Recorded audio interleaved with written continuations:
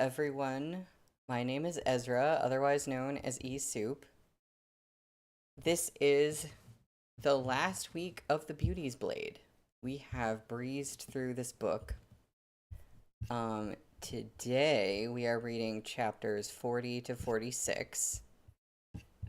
And we're coming back from a bit of a cliffhanger where we ended last time. We were going to find out more about who Yu actually is. I think she's about to say something like she's related to the Zhong brothers, but I'm really not sure. And also, Yu Shengyan is poisoned right now. We're still trying to figure out what's happening with that. So, yeah, it last Wednesday when we ended, I was like, no, we're ending on a cliffhanger. It was rough. It's been rough waiting to find out what's going to happen. Hi Blue, good to see you. And yeah, so like a lot of things happened last time. And last stream, just like last week in general, was when some of the plot things and kind of the politics of the whole situation started clicking for me. I was kind of like, oh, I know who this person is and this person, and like I kind of see where the plotting and scheming is going, and now we have twists and who knows what. So I am very excited to see what's going to happen. So I'm going to get started. We are on page 293 for chapter 40, which is called Flower Veil. And just, I'm going to read like the last sentence of the previous chapter because it basically like continues right from that and it'll be confusing otherwise. So at the previous chapter, Gu Yu stared at him, her smile frosting over. Zhong Ling Yu Xiu, she said, enunciating every syllable. Do you still not get it? And then, chapter 40, they didn't, but the assembled warriors suddenly did. What do you mean? You? Zhong Shisho stared at Gu Yu in confusion. Gu Yu jolted to her feet, sneering. Do I have to call you Guga for you to understand? That faithless Zhong Tian. What kind of great righteous hero is he? But yes, only someone like that could father two wastrels like you.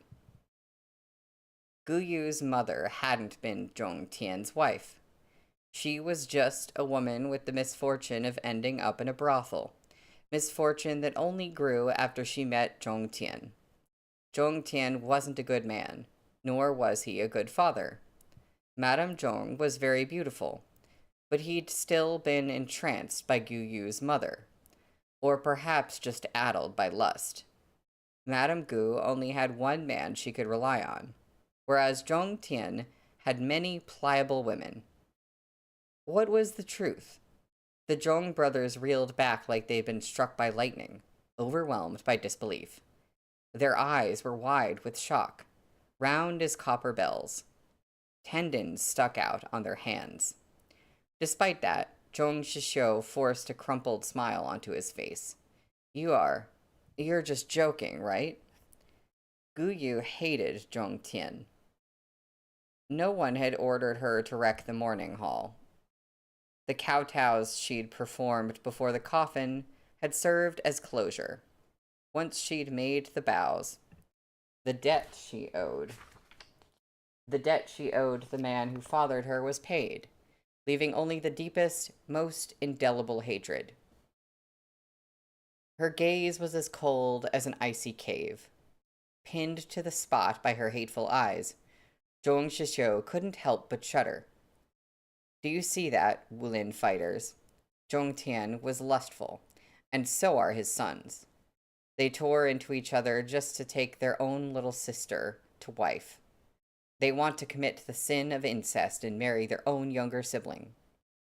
As if she was worried the Zhong brothers weren't harrowed enough, Gu Yu threw her head back and laughed, all malice. Tell me, Do I have a right to this position or not? With an ashen face and hollow eyes, Zhong Shiling collapsed to the ground. Zhong Shishio stared on as numbly as a man without a soul. Hot tears gathered in his eyes. He clutched his head and shrieked, grabbing Zhong Shiling and pulling him out into the winter storm. When had the Zhong brothers ever cared about the Zhonghu's opinions? But this time, they fled in horror. Her infatuation had been an empty mirage, nothing more than a spiteful plan for vengeance. Gu Yu had won. She laughed freely, but as she did, she began to cry. She pulled up her sleeve, staring at the line of scars marching up her wrist. The Zhong brothers had run. Zhong Tian was dead, and her mother was long gone. She'd never been anything but alone. But what about Guoju?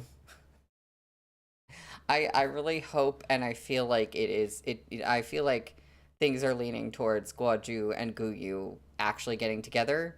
But I feel like if they don't, I feel like the alternative is like it just ends in complete tragedy with their whole situation. Snow blanketed the mountains, turning them to an expanse of white. A carriage rolled slowly up the winding path. "My lady," said the driver to the woman inside, leaping off.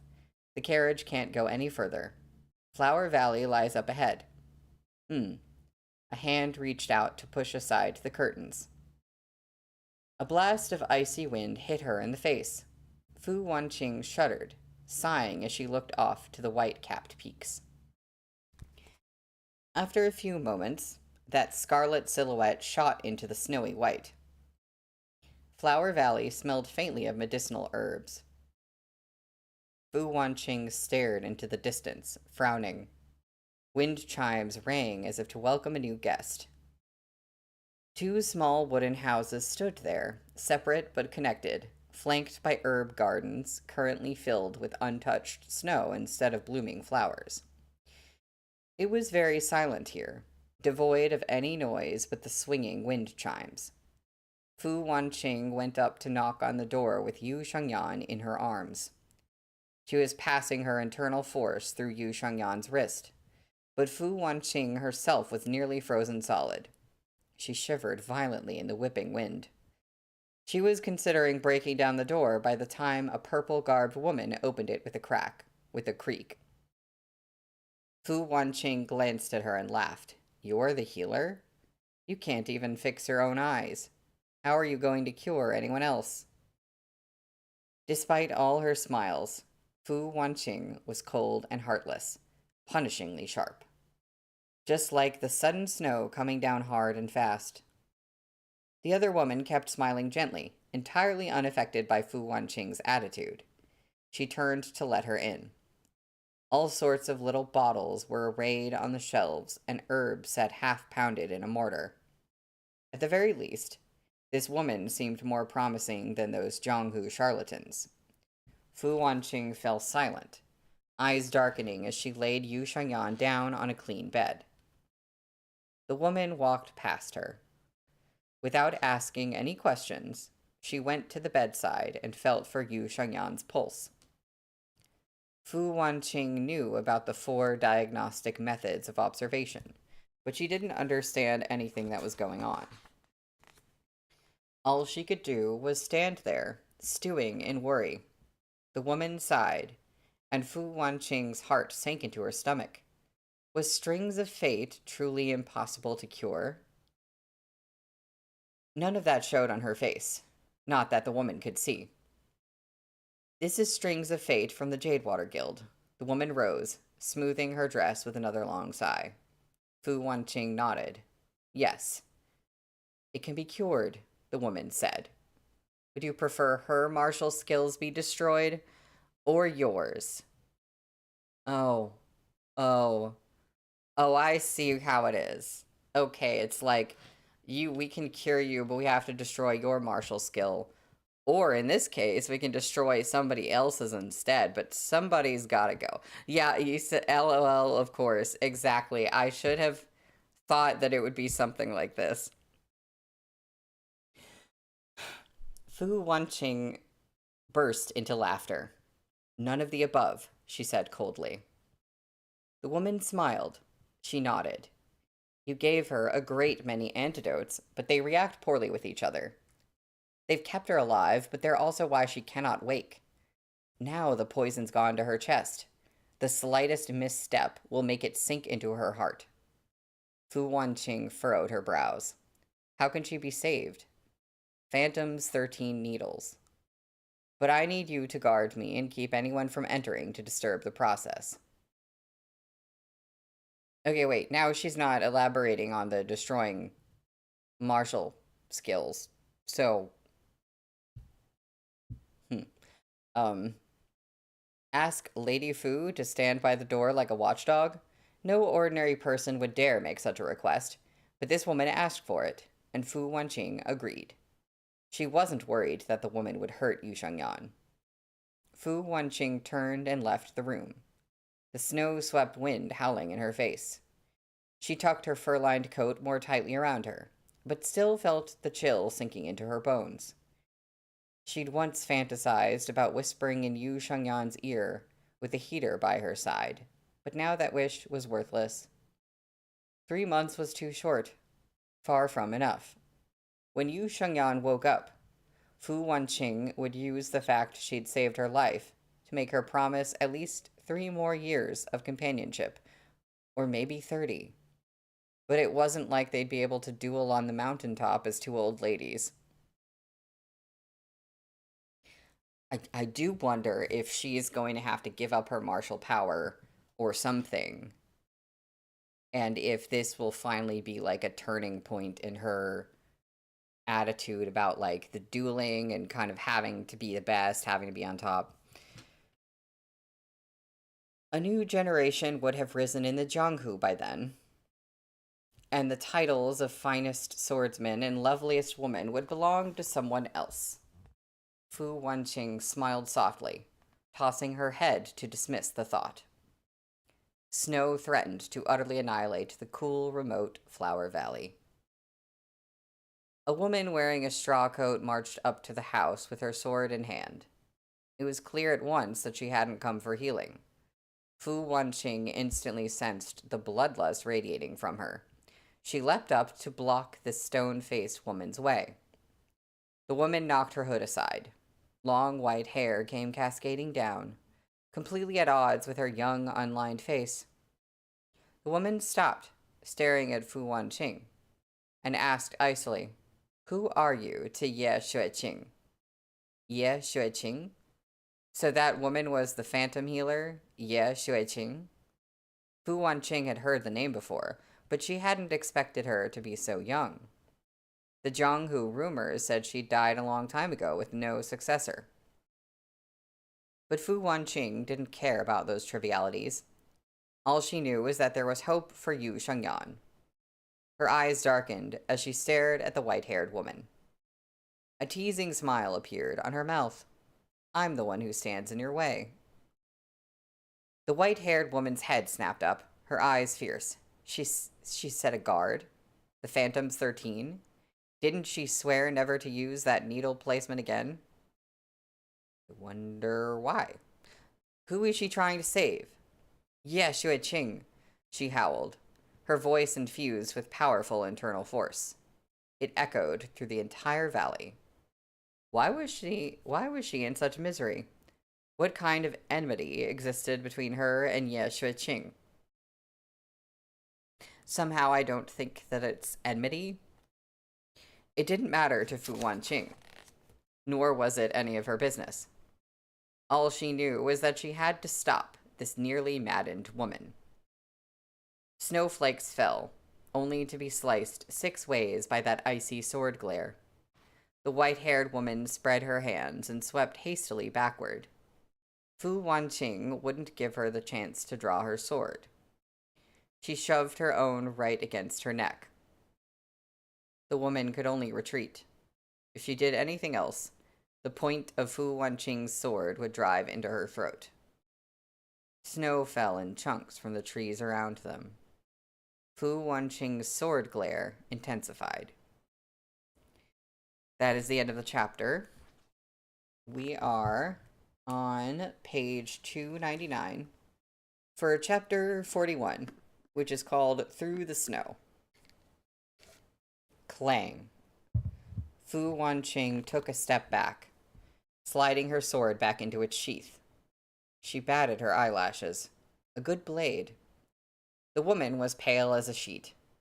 She mopped at the sweat on her brow and snorted. Good technique. With that, she stopped caring about Fu Wanqing. She glared hatefully at the wooden house and flew out of the valley. Fu Wanqing's smile faded as she looked at her sweat-dampened palm. She stared after the woman, sighing very faintly. She'd had good martial skills. She could have unsheathed her sword, but instead she'd lost. Fu Wanqing coughed lightly, vision blurred by the flurrying snow. She bent, stooped as an old man, and headed slowly through the storm. Her footprints were soon covered. The icy wind was freezing as it hit her face, but Fu Wanqing's heart was slowly warming up. The door opened with a creak. Ye Xueqing came out. She's awake? She's gone? Ye Xueqing turned toward the path out of the valley. Is it snowing? She mumbled. Before Fu Wanqing could answer, she turned and went back into the room. She knew so well where everything was that she didn't seem blind at all. Fu Wanqing followed her. Seeing Yu Shengyan on the bed with her eyes closed, she asked, when will she wake up? When it's time for her to wake up. You can take her away, said Ye Xueqing mildly. That woman won't be coming back. I'm still wondering about her saying, like, are you going to sacrifice your martial power, or will she? Because she did not elaborate on that. And Fu Wanqing did not make a choice. So I'm just really hoping that she didn't do something that, like, destroyed Yu Shengyan's martial power. Or if she was just, like, joking about that. Like, I don't really understand why she would say it and then it's not a thing. Fu Wanqing nodded, laughing. The phantom healer Ye Xueqing shouldn't be so young. Are you really her? Are there fakes out there? Ye Xueqing smiled. Fu Wanqing sat down across from her. Her swordplay was very good. Yes, she's very good. Ye Xueqing nodded, tenderness in the lines of her face. It's a shame you're superior. It's been over a decade, but she's spent it trapped in her obsessions and hasn't improved at all. Ye Xueqing was a woman with a history. Who is she? Jiang Huailuo. That was a name that had been known in the Zhonghu 10 years ago, but after the death of the renowned fighter Jiang Feng, she'd gradually disappeared from people's notice. No, rather than marking her absence with Jiang Feng's death, it would be more accurate to say she'd disappeared along with the phantom healer Ye Xueqing. Anyone associated with the words demon or phantom wasn't considered a good person in the eyes of the righteous Zhonghu, but Ye Xueqing was different. She possessed superhuman healing skills, and so the Zhonghu had no choice but to bow their precious heads before her. Jiang Huailuo was a disciple of a well-known sect, and so was Jiang Feng.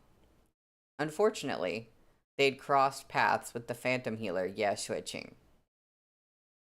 Hi, Nina. Jiang Feng had been killed by a demonic disciple back when Yu Shengyan's father was still the high priest. The Light Path Alliance's members had been flourishing brightly then, with disciples of the Jadewater Guild just behind. The Phantom's 13 needles could have saved Jiang Feng. He didn't need to die. Then why didn't you save him? Were you part of the Jadewater Guild? No, it was because he didn't deserve saving. To the Zhonghu, he was a famous warrior, and to Jiang Huailuo, he was a tender and loving husband.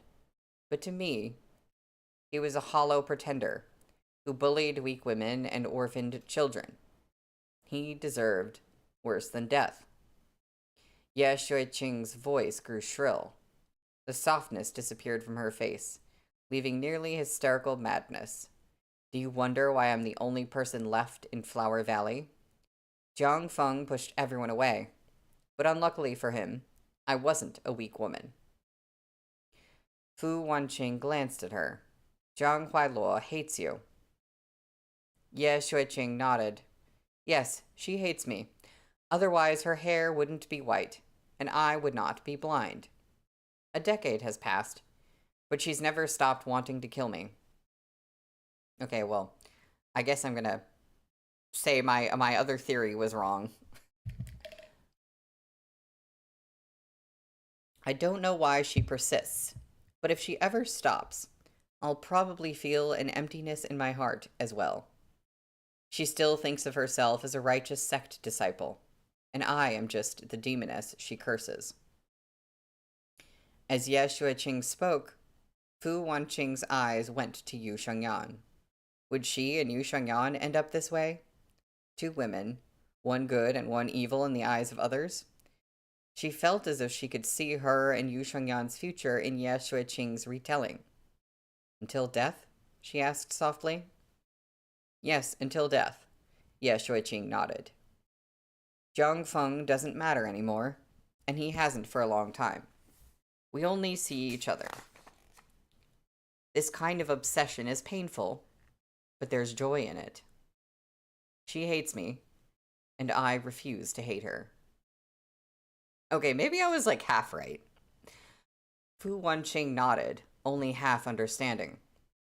The words sprang from her mouth unbidden. Do you love her? Love?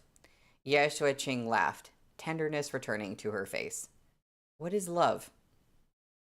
Fu Wanqing didn't know the answer herself, but she was certain that Ye Shuiqing had found her own. Strings of fate is a horrible poison, sighed Ye Shuiqing. Fu Wanqing nodded. Yes, it is. Thankfully, we have you, the phantom healer. She's awake. Yu Shengyan had awoken a while ago, and she'd heard everything they'd said. She merely kept her eyes closed. She'd slept for a long time, and dreamed a very long dream. She dreamed of Auntie Lo Lan's blood on her hands, and of Lo Kexin, the way she'd looked when the disciples brought her back 3 years ago. She'd dreamed of the fiery Fu Wanqing, and the tender intimacy the two of them had shared. They were not imaginings or fabrications, just scenes from the past. Wanqing, mumbled Yu Shengyan, pressing her hand to her chest. We drink to hands. Blue, you said baby don't hurt me. Oh no, now that song's gonna get stuck in my head. Fu Wanqing leapt to her bedside and grabbed her hand tightly, feigning calmness. She blinked, giggling. Were you calling for me? Lady Fu.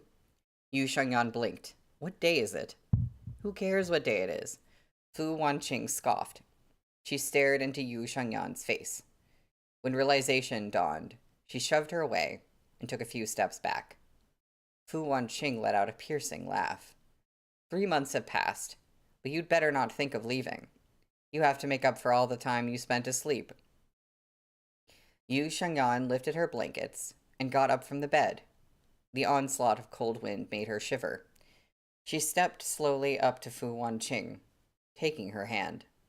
I'm sorry, she murmured. I made you worry. Fu Wanqing pulled back, but she couldn't get her hand out of Yu Shengyan's grasp. She turned her head, biting her lip. Who said I was worried? I was just afraid there'd be no one left to duel if you were gone. Dying from a little drop of poison like that? If news got out, I'd be embarrassed, too. Yu Shengyan looked at her, smiling. Redness crept up Fu Wanqing's ears. She yanked her hand back and tucked it in her sleeve, jutting out her chin. What are you humming for? The Light Path Alliance has lost, And so has your Jade Water Guild. Aren't you worried about your dear Shijie? Yu Shengyan's smile faded. She's still alive? Yes, she is. And I planned to make her wish she was dead, hissed Fu Wanqing. Nobody offends me and gets away with it. She wanted to kill me. Why can't I attack her? Your promise has nothing to do with me. Lo Kexin is imprisoned in the Infinite Halls. Go save her if you can. But of course, if we meet there, I'll kill you myself. Yu Shengyan let out a laugh. You've always wanted to kill me. Yu Shengyan, Fu Wanqing yelled, enraged. Do you have a heart? I. She was rendered silent by the press of fingers to her mouth. The sight of her lashes fluttering and her eyes shiny with tears would have melted anyone's heart. This wasn't the first time Yu Shengyan had seen Fu Wanqing this way, but it had never struck her so vividly before. Had a dance with death melted the freezing ice from her heart? The poison may have left me unconscious and unable to wake up, but I could hear your voice the whole time, Yu Shengyan said gently. Like this, haughty yet skittish, Lady Fu seemed quite cute. 30 years isn't really that long, but I worry it'll be you, Lady Fu, who calls it quits first. Fu Wanqing scoffed and said nothing. Thank you for saving my life, Phantom Healer, said Yu Shengyan, turning with gratitude to Ye Xueqing. The old woman had been sitting there through all this, so quiet her presence was hardly felt. You should be thanking her. Ye Xueqing shook her head, laughing. The Jianghu's judgments of good and evil have always been empty. As long as you hold to your own nature and don't allow fleeting trifles to blind you, anything can be right. So what if you're from a righteous sect?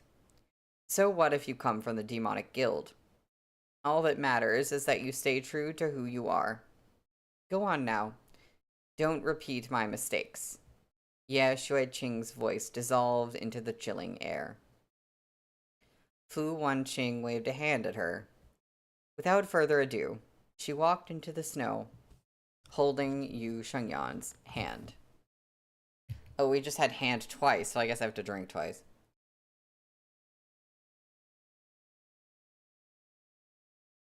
The amount of hands that we've had already. The wood cabin fell away behind them. The world was white and silent. Snow gathered in their hair, as if they'd grown old overnight. Fu Wanqing let go of Yu Shengyan's hand and bent to pick up some snow. Immediately, she threw it in Yu Shengyan's face. Having just woken up, Yu Shengyan was still a little weak. She nearly stumbled and fell trying to dodge Fu Wanqing's snowball. Fu Wanqing caught her around the waist, but a teasing curve suddenly appeared on her mouth. She yanked Fu Wanqing down into the snow with her. Yu Shengyan brushed the snow from Fu Wanqing's face, laughing. Are you fine with the cold now? Having put aside all else, they were themselves. No more, no less. That is the end of the chapter. We are on page 305 for chapter 42, which is called Factions Linked. Snow-tipped plum blossom branches edged in through the little window, and freezing cold came with it. Fu Wanqing grumbled, tucking her fur-lined coat around herself more securely, and nestling deeper into Yu Shengyan's embrace. The year had met its end, and the new one was arriving amid the sound of popping firecrackers. A delicate little box sat in front of Yu Shengyan, affixed with a tiny lock. This is the Millennium Tortoise Gallbladder, and now it's yours. But I feel like Lo Kexin might not have a use for it anymore. Fu Wanqing's hand grazed Yu Shengyan's brow, and she smiled, languid. Whatever. To help you keep your promise and clear your conscience, I'll have them distill some medicinal ingredients from the Jade Water Guild with the gallbladder. You'll have the concoction that will heal Lo Kexin's legs. Yu Shengyan took hold of Fu Wanqing's roaming hands. She hummed, skeptical. Lady Fu, is it like you to be so kind? Fu Wanqing wiggled close to put her mouth to Yu Shengyan's ear. Why ask if you know the answer? She said with a wicked exhale. Don't worry. Lo Kexin won't die, and her legs will be made whole again. But I can't make any promises about anything else. You saw for yourself. When I was at the Jade Water Guild, I didn't do anything to her.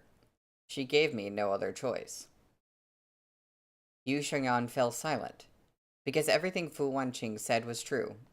Her Shijie Lo Kexin was in fact a truly conniving person.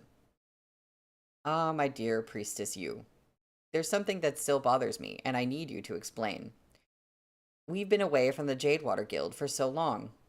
Why have you never asked what's happening there?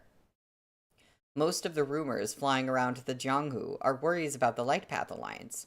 Nobody cares whether your disciples live or die. Smiling, Fu Wanqing moved her mouth from Yu Shengyan's ear to the silky skin of her cheek.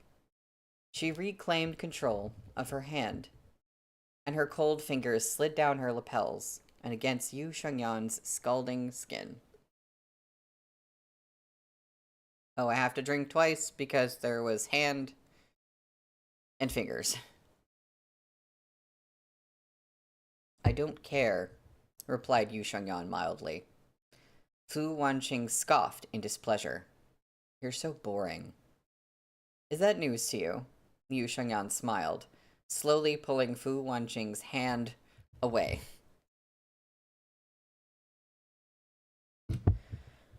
Fu Wanqing gazed into her darkening eyes, overcome with emotion. She moved out of Yu Shengyan's embrace, grabbing her and pushing her down against the bed. The diaphanous drapes lowered, hiding their overlapping bodies from view. Fu Wanqing lay on top of Yu Shengyan, smiling, with a fingertip in her mouth.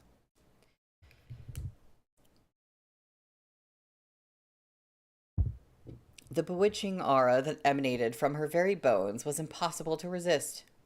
Yu Shengyan only watched her coolly, but her jade-like face gradually took on a tinge of red. Lady Fu, what are you doing? Yu Shengyan smiled. Fu Wanqing loved and loathed it when she acted like this.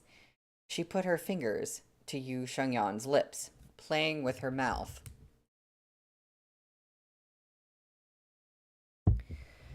When she grazed the slickness of her tongue, Fu Wanqing shuddered, staring at her in both humiliation and dismay. Her hand slid slowly down her neck, lingering hungrily on the exquisite line of her collarbone. First, I have to drink again, and then we're going to look at art. Because there is art.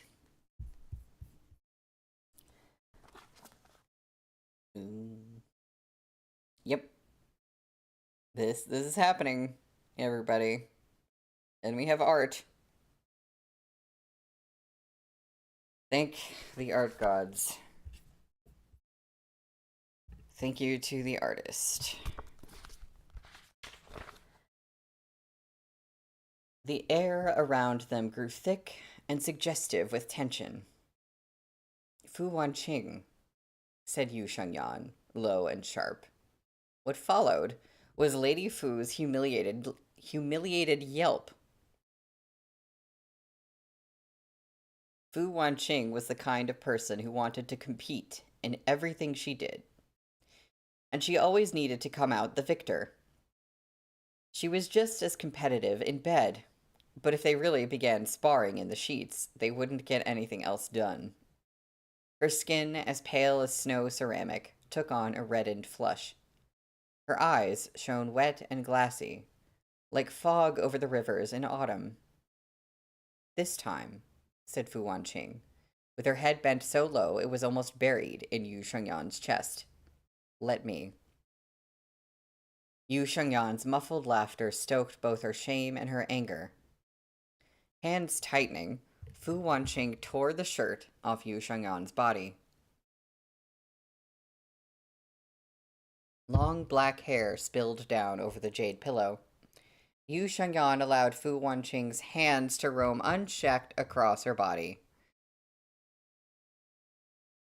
"I am so hydrated today." Fu Wanqing stared fixedly at her softly heaving chest, the twin smudges of red like plum blossoms on snow. "Take it off," rasped Yu Shengyan. Fu Wanqing's hands shook. She looked at her, puzzled. But when she met those wetly glimmering eyes, she nodded with sudden comprehension. She knelt in Yu Shengyan's lap, her robe slithering off her shoulder. Oh my god, now I have to drink to lap. Yeah, Blue, like you said, the fact that she still thinks she's in control here is hilarious. Yeah, so Yu Shengyan is kind of really the one in control. Yu Shengyan's eyes were half-lidded.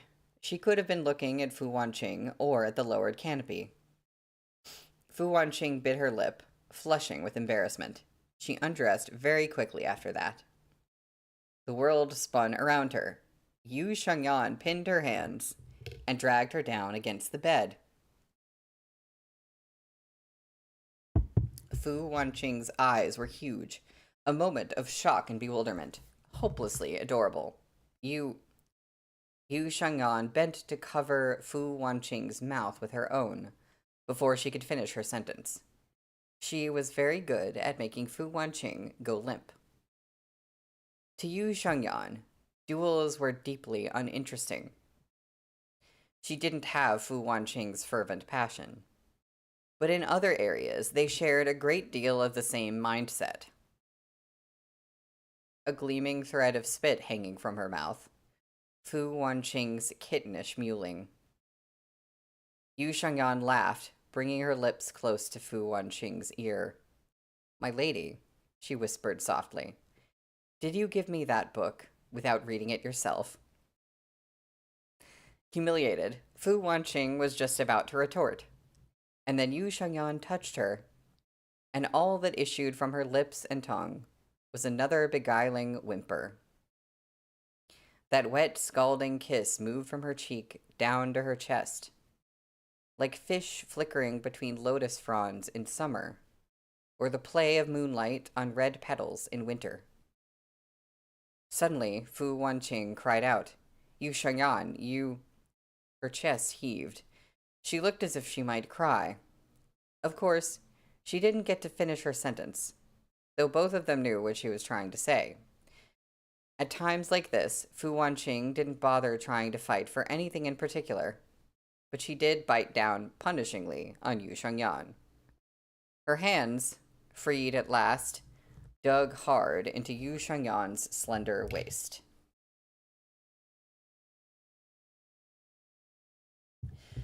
Yu Shengyan was pressing low at her belly, and sweat was beading on her brow. She kissed Fu Wanqing's eyes, then stole her mouth once more. She was walking carefully through a dew-laden forest, moving tentatively to keep from being swept away by the tide. But Fu Wanqing wouldn't have been Fu Wanqing if all she did was passively endure. Her hands slid against the silky skin of Yu Shengyan's hips, down to the base of her thighs.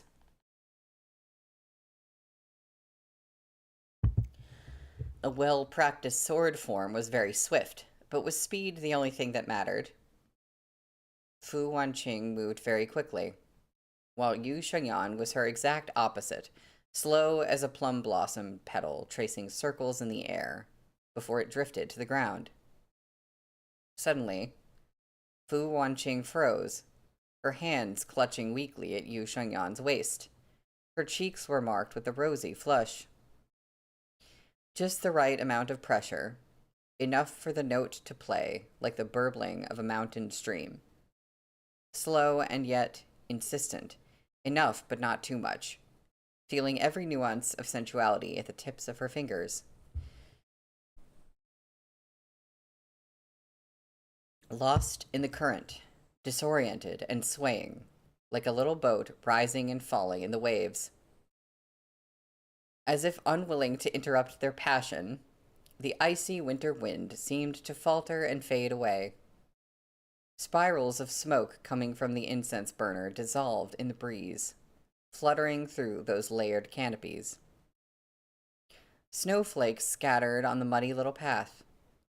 Plum blossoms drifted to blanket the ground. There's a scene break. Yes, Blue, as you said, the author is dancing around the word so damn hard. I mean, that was very artfully worded. We all know what was happening, so it worked.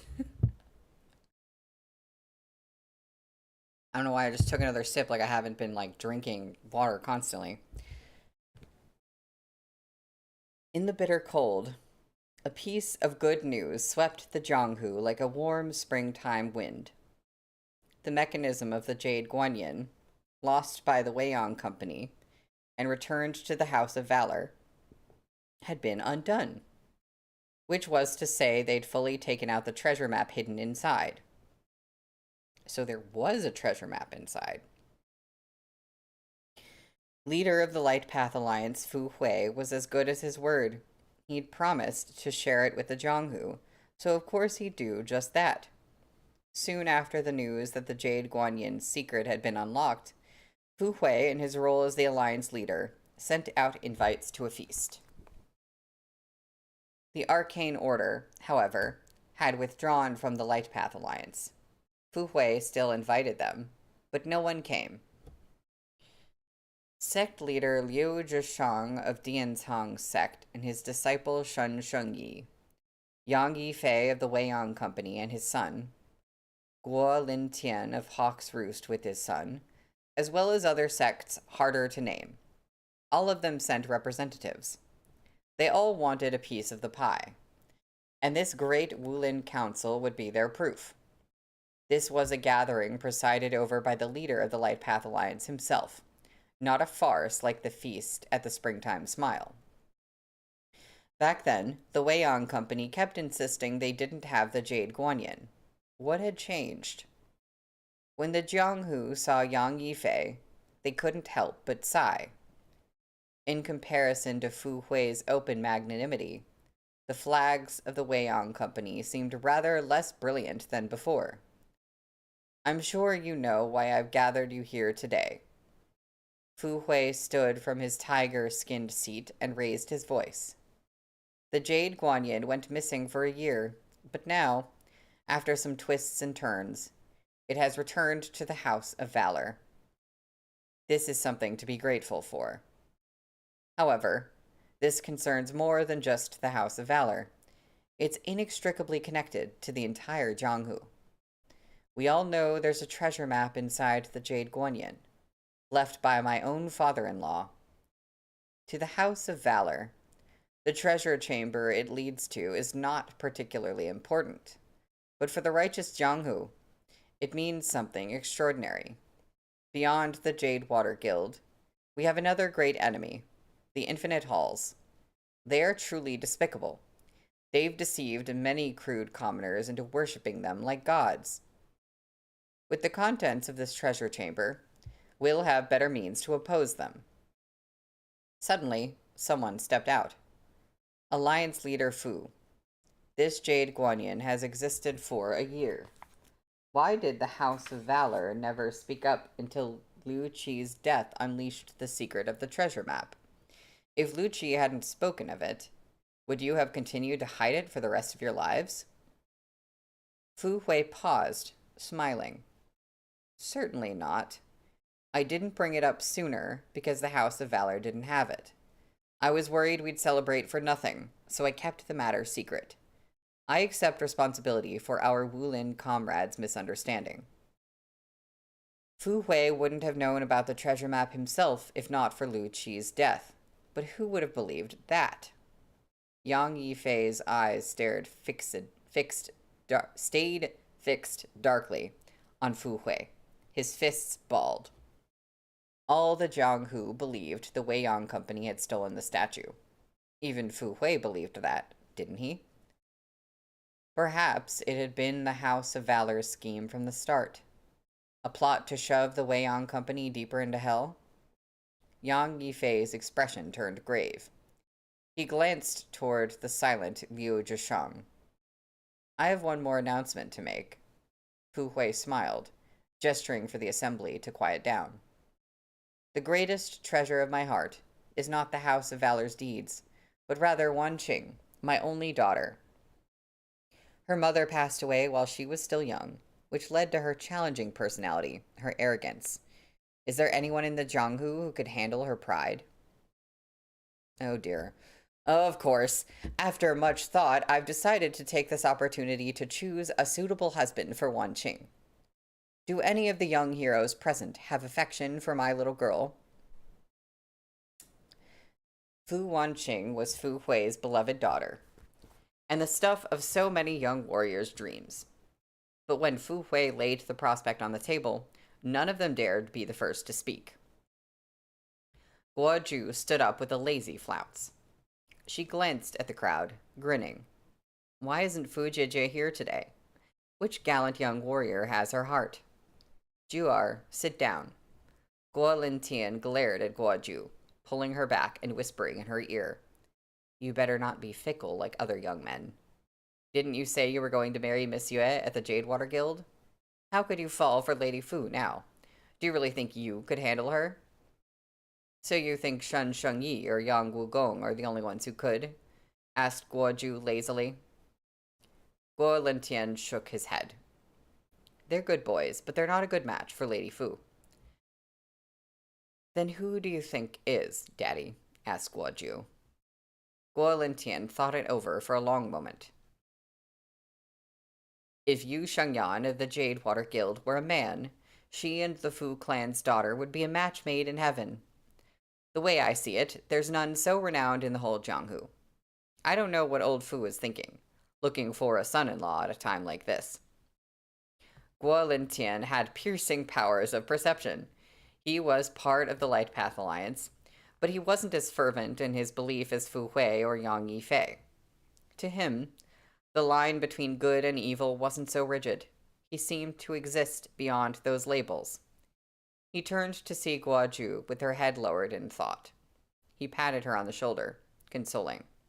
Juar, don't be too sad. Let's not think of Lady Fu. I think Miss Yue from the Jadewater Guild was just fine. Why don't we send someone to the guild tomorrow morning to ask for her hand? But I don't know what's going on there at the moment, or whether Miss Yue is in residence. It's all our fault for leaving early, and letting the Infinite Halls have a crack at them. Guo Ju blinked, helpless. Oh, Daddy, there's actually nothing between Miss Yue and me. I was just talking nonsense. She'd said it countless times, but her dad acted as if he didn't hear a thing. Oh, Juar. Guo Lintian frowned, deeply vexed. Men have to own up to what they want. The way you carry on, how can you hope to take over Hawk's Roost? Guo Ju nodded weakly. She looked askance at Liu Zhishang of Dianhang's sect as he stood up. Was he going to offer Shen Shengyi's hand in marriage?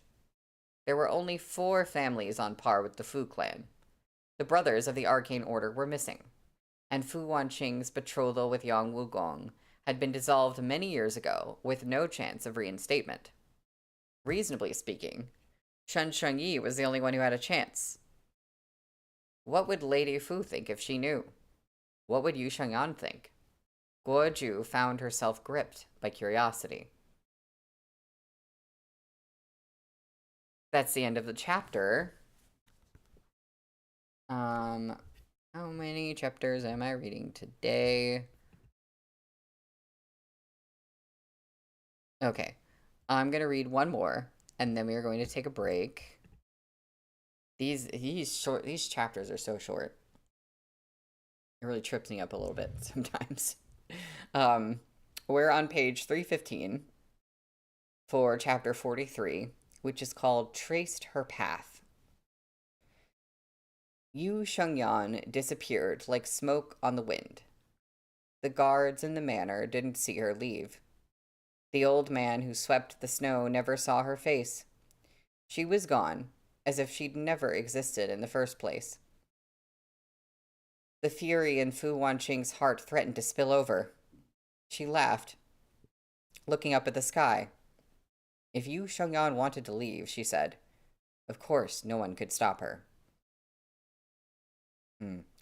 I mean, maybe she just went to deal with Lo Kexin and the medicine, and she's just gonna go right back after that. I don't think she would have just, like, up and left. Like, I don't think she would even think that she wants to leave permanently at this point. I don't know. But that's interesting. She'd almost forgotten. 3 months had come and gone a long time ago. That talk of 3 or 30 years had been nothing more than a joke, and she'd been the only one foolish enough to take it seriously. Yu Shengyan had gone back to her original self, unbound by anything at all. As the master of the manor, Fu Hui was very glad of Yu Shengyan's disappearance. Collusion with the demonic guild was not an accusation the House of Valor could bear. It would destroy Fu Hui's reputation completely. At long last, the high priestess Yu Shengyan of the demonic guild was gone. His eyes went to the exquisitely carved jade guanyin. It was a peerlessly beautiful statue, but in the end it was only an object. Fu Hui's gaze took on a tender cast, flecked with guilt. He thought of his wife. If he'd gone faster to her side, would she still be alive? Yeah, that's right. Do we really know the exact story of how she died and why Fu Wanqing blames her father for that? Because I feel like we haven't really gotten that story. Wanqing, Fu Hui sighed. You look so much like your mother. Fu Wanqing's gaze turned cold. She laughed at him. Tell me whatever it is you're trying to say. She stood, taking the jade guanyin from him, and cupping it in her hands like a precious thing. The rumor mills are already clattering away. Aren't you going to say anything, Dad? Fu Hui stiffened. Stroking his chin, he forced a smile. Wanqing, you're of age to be married now. There are many handsome and talented men in the Jianghu. Are there any you fancy? Of those hundreds of different sects, though, only a few are fit to match the House of Valor. Ah, if only things had gone better with my dear nephew of the Yang clan. The Zhong clan brothers are disappointments, and that Guo brat is too irresponsible. Realistically, the only choice is Diancang's sect's. Fu Wanqing giggled. Marriage is decided by the parents and put in place by the matchmakers. Daddy, you can have the final say. Fu Wanqing's eyes were frozen, and so was her heart. Fu Hui had been bracing himself for a long argument, and her uncharacteristic docility came as a shock. But he nodded, pleased. After all girls needed to get married at some point. No matter how powerful and willful, his daughter still had some feminine bashfulness. Fu Wanqing had never loathed Shen Shengyi, but that didn't mean she had any real affection for him. Great. Lady Fu was soon to be wed. The news rocked the whole Jianghu. I'm imagining like a scene.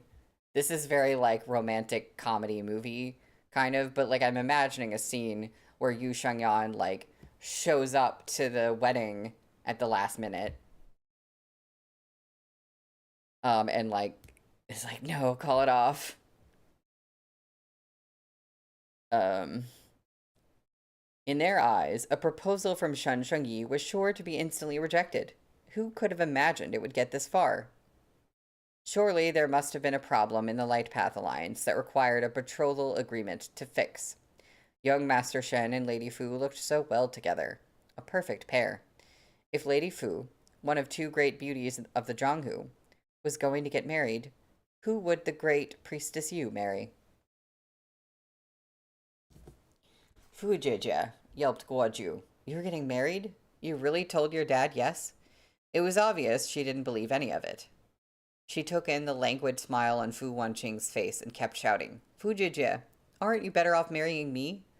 I'm at least a better choice than Chun Chengyi, aren't I? I, Guoju, considering, I'm like, Guoju, you know, I know that, yes, Gu Yu rejected you. But, like, you have to consider that Gu Yu was playing the Zhong brothers.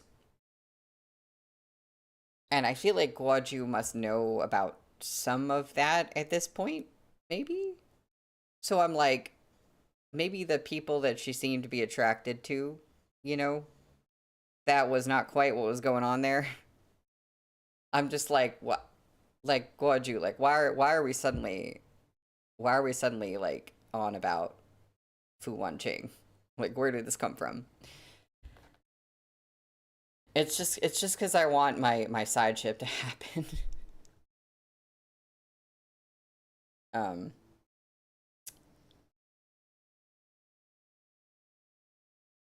Little bro, scoffed Fu Wanqing. She grinned. In your dreams. Are you really going to let that Shun Shengyi guy win? Shouted Guoju unhappily. When Fu Wanqing didn't respond, she spoke up again. Has Yu Jie really left? Did she go back to the Jadewater Guild? Or somewhere else? Fu Wanqing's expression went cold. She drummed her fingertips against the table, words slipping from her thin lips. The infinite halls. Oh yeah, did they say that? I think she said that Lo Kexin is trapped or imprisoned in the infinite halls. So yeah, I'm like, I mean, Yu Shengyan should have, you know, said something, I don't know, left a note. But it seems pretty obvious to me that she just went to pick up Lo Kexin, heal her, and then get right back to Fu Wanqing when she's done. She just had business to attend to. Right? Like, I don't know. I don't know what other explanation there could be.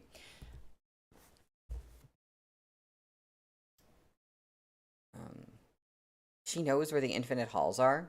Asked Guoju in shock. Yes, but have I considered that Fu Wanqing has issues? That's true. She would not consider that. She would just be like, I've been abandoned. Yu Shengyan understood things very, very well. Fu Wanqing had never bothered to hide anything from her. Even her plan to attack the Jadewater Guild had been put right in front of Yu Shengyan's face. Yu Shengyan had never cared about any of it, but that didn't mean she was ignorant. Fu Wanqing didn't regret it. If she could do it all over again, she still wouldn't hide anything from Yu Shengyan. There should be no lies between them. Why did Yu Shengyan go to the Infinite Halls? Fu Wanqing knew why. She's going to rescue Lo Kexin? Guoju frowned. Doesn't she avoid using martial arts? She'll need them to get her out, right? So Fu Wanqing does know what she's doing? Fu Wanqing smiled. It's not that she refrains from using martial arts. She just refuses to draw the unseen sword. Few were a match for Yu Shengyan, even unarmed. As a good friend of Fu Wanqing's, Guoju knew about the Infinite Halls, but she wasn't a part of the Infinite Halls herself. She stared at Fu Wanqing for a long moment and sighed. Fu Jie, are you going to go yourself? Fu Wanqing smiled mysteriously. I want to witness the glory of the unseen sword. Yu Shengyan had others in her heart, and that was not something Fu Wanqing could bear. I mean, not romantically.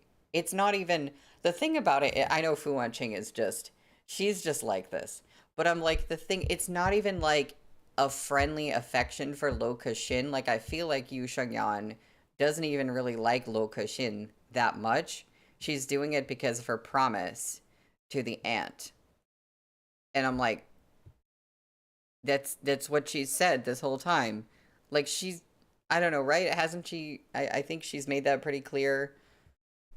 So I'm like, okay, okay.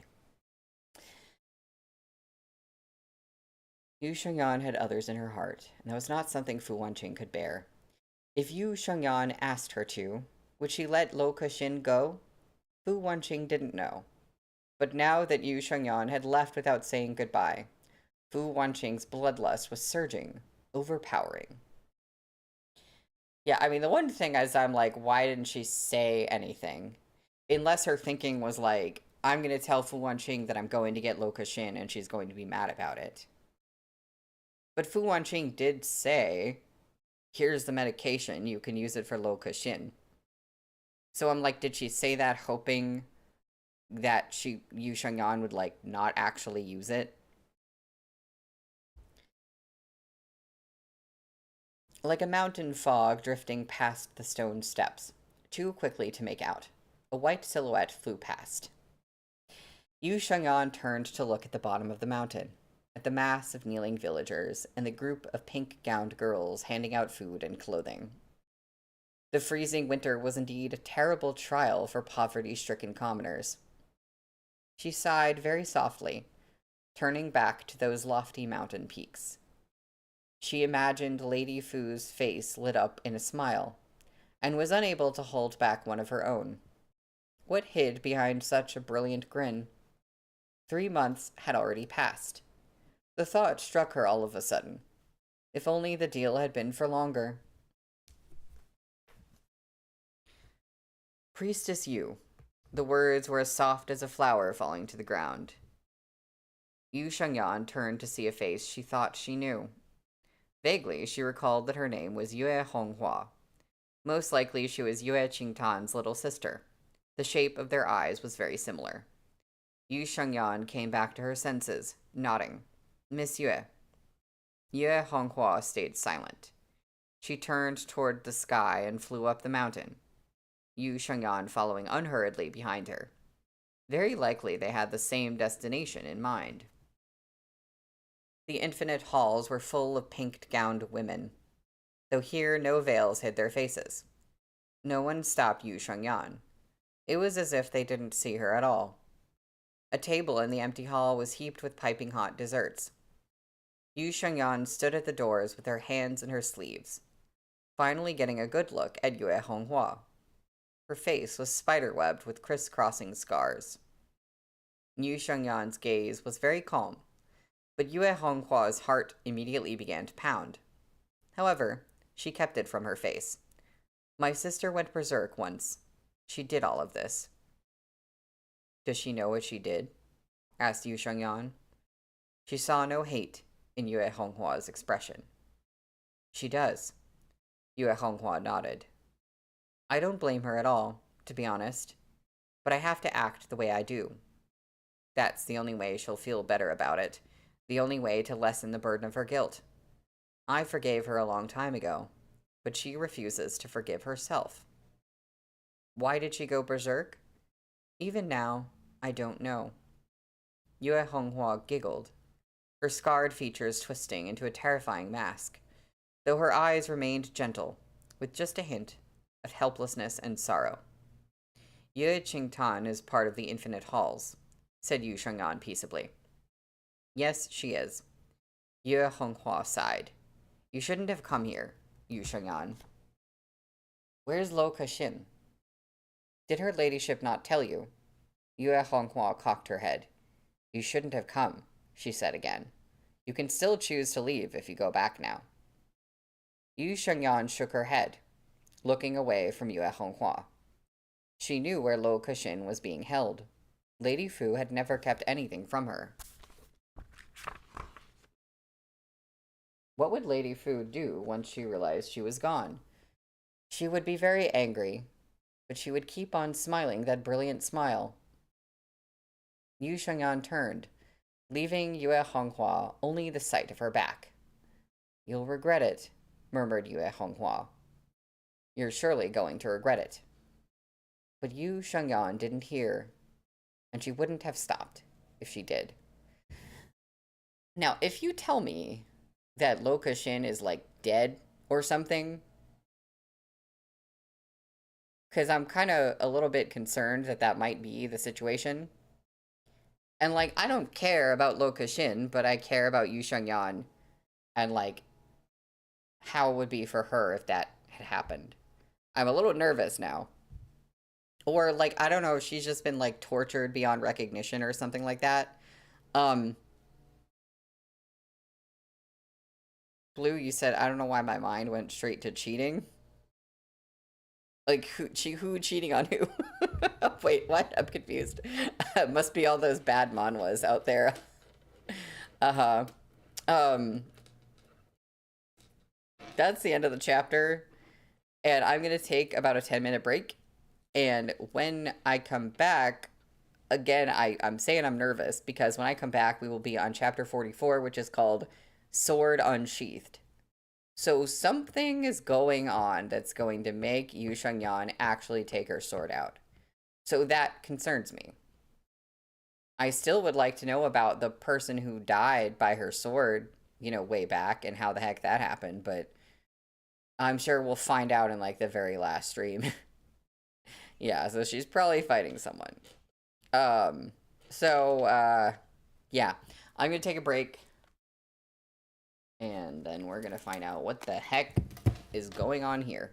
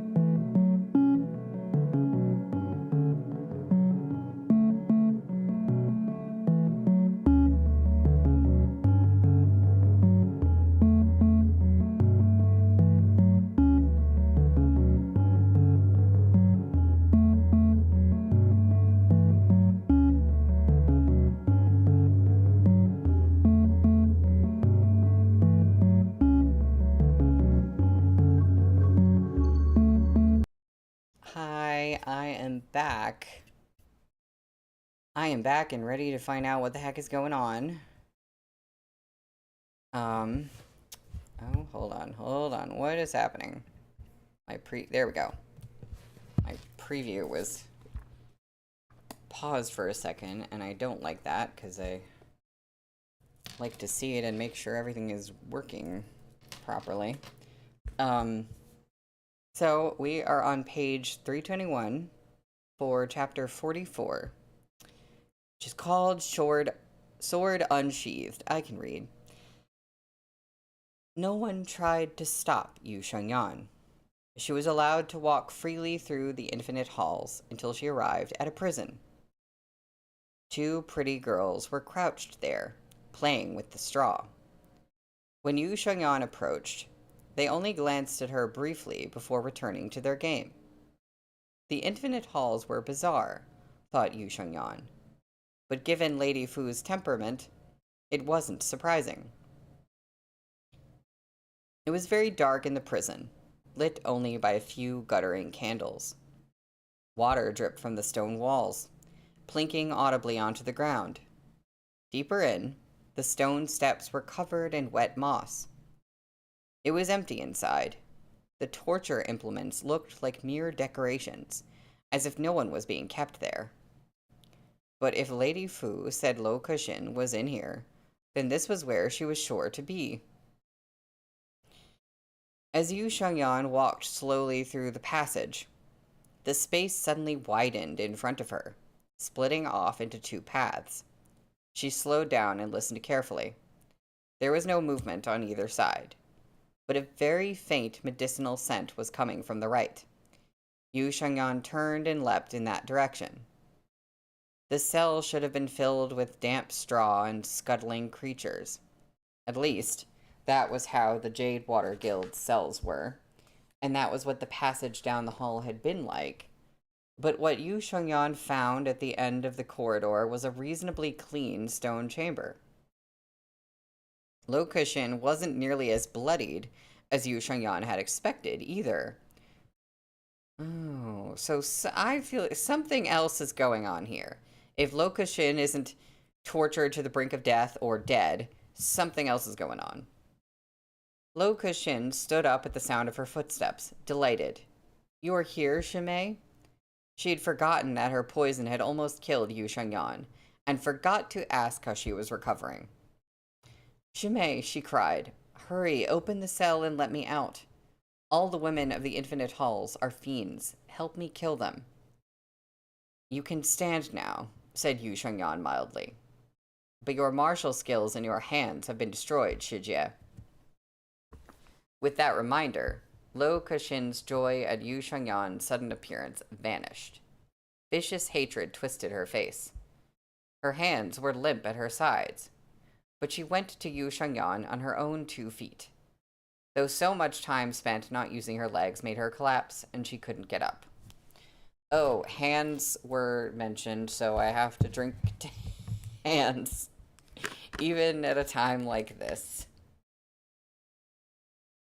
Yeah, Blue, you said sounds like a trap. No, that makes sense. If Infinite Halls are, like, trying to trap Yu Shengyan. And they're like, yeah, go in. It's fine. It's all good. Yu Shengyan sighed. No ripple of emotion appeared in her eyes. The lock on the cell doors wasn't latched.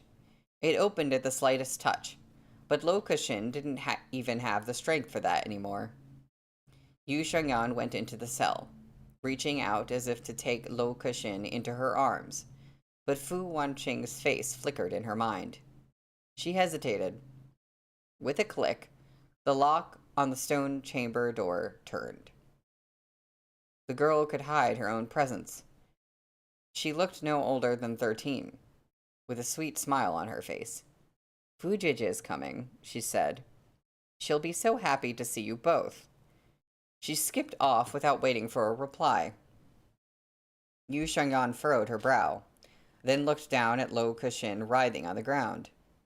She didn't move. Her expression was so apathetic, she could have been looking at a stranger. Shimei, where's your sword? Where's the unseen sword? Hurry and open the lock, cried Lo Kexin shrilly. When Yu Shengyan didn't move, she yelled, You were with Fu Wanqing the whole time, so you knew, didn't you? You planned to help her destroy the Jade Water Guild, didn't you? Not really, she just kind of let her do whatever. Yu Shengyan, what a disappointment you are. You promised Auntie Lolan you would protect me. Now look at what you've done. The hysterical shrieking made Yu Shengyan's frown deepen, but she smoothed out her brow. Shijie, she said gently, you're still alive, aren't you? Lo Kexin was indeed alive, but she wouldn't be for long. She'd offended Fu Wanqing, because she was why Yu Shengyan had left the House of Valor without a word. I still don't know why she had to leave without a word, but okay. For several days, they saw no one but the people who brought them food. Yu Shengyan didn't care where she was, but Lo Kexin did. She was a prisoner, and she spent every second on edge. She wouldn't so much as taste the food the Infinite Halls gave them. Lo Kexin soon grew emaciated, her face pale and gaunt. Yu Shengyan listened as Lo Kexin repeated Lo Lan's name again and again. At last, out of annoyance. She sealed her sense of hearing and settled down in meditation nearby. Fu Wanqing was coming. Yu Shengyan's premonition was very accurate. When she met those frigid eyes through the door, Yu Shengyan couldn't help but shiver. Yue Honghua stood by her side, her mocking expression seeming to say, "See? I told you that you'd regret it." What was regret? Yu Shengyan didn't know. Her eyes shifted back to Fu Wanqing, soft as springtime dew. "Do you want me to let her go?" Fu Wanqing tittered, gesturing for someone to open the doors. Lo Kuxin couldn't run. Yu Shengyan would not. Fu Wanqing went into the cell and stood beside Yu Shengyan, while her subordinates went inside and dragged Lo Kuxin out ruthlessly. "I know you uphold your promises, but so do I." Fu Wanqing's smile glittered enchantingly. She batted her lashes, reaching out to caress Yu Shengyan's face. "I'm going to break your promises, one after another. Aren't you here to protect her? You can watch her die. Yu Shengyan, I said I would kill you. But before then, let's enjoy the show."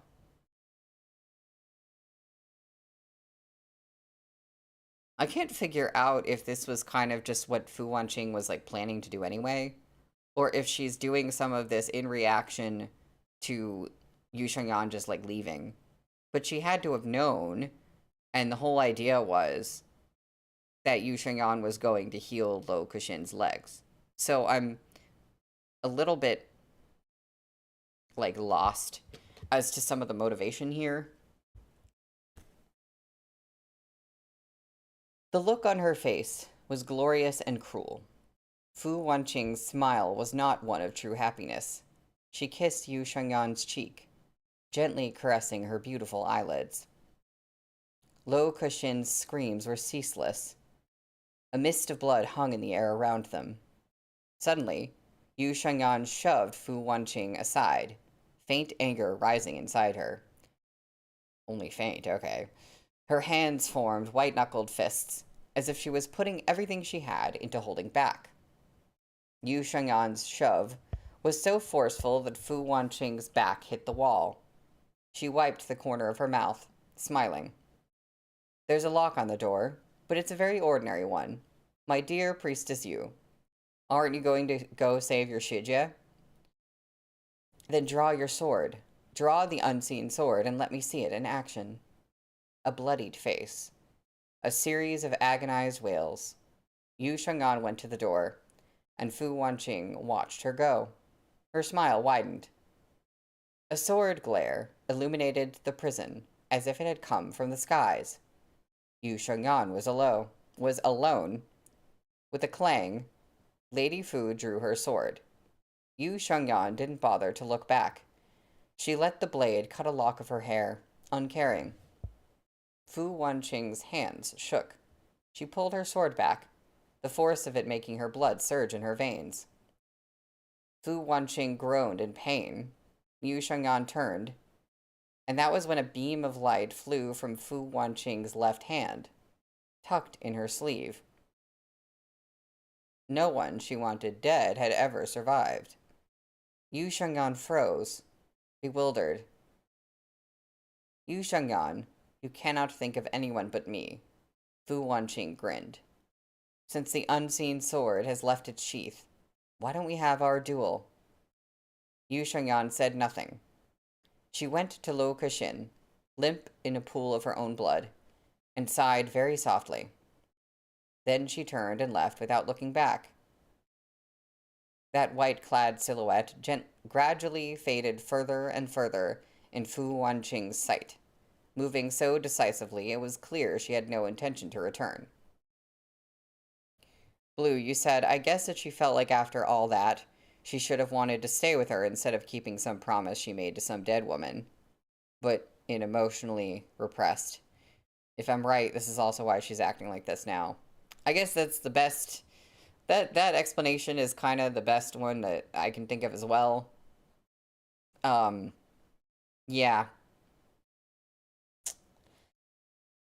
After her, my lady? Her? Who'd be able to go after Yu Shengyan? Fu Wanqing sneered, glancing at Lo Kexin in disgust. Tell Tan to hurry up. Fu Hui took the treasure map out of the Jade Guanyin. Dreary old Dawn Haze Isle is going to liven up very soon. Fu Hui and the others will be going in person. It's a perfect opportunity. Yue Honghua nodded. The man you injured. Zhang Zongyi, Blooded Blade of the West, has returned to the Central Plains. He's recovered, and the Blooded Blade has reached a new zenith. He's been looking for you to take his revenge. Be careful in the coming days. Zhang Zongyi, Fu Wanqing laughed, nodding. The cell was silent. Yue Honghua hesitated for a moment before she asked, Are the rumors true about you marrying Shen Shengyi? Fu Wanqing's smile deepened. Nothing true could be false, and nothing false could possibly become real. Interesting. Okay. That's the end of the chapter. We are on page 327 for chapter 45, which is called Wedding Botched. The House of Flowing Gold was not a place Yang Wugong could ever forget. Not because he yearned for its beauties, but because it was where he'd lost his radiant future. Blue, did you say was that whole engagement business just to make her jealous? I didn't even think about that. That she just accepted it because that's what she wanted to do. Yeah. Yeah. I wouldn't put it past her.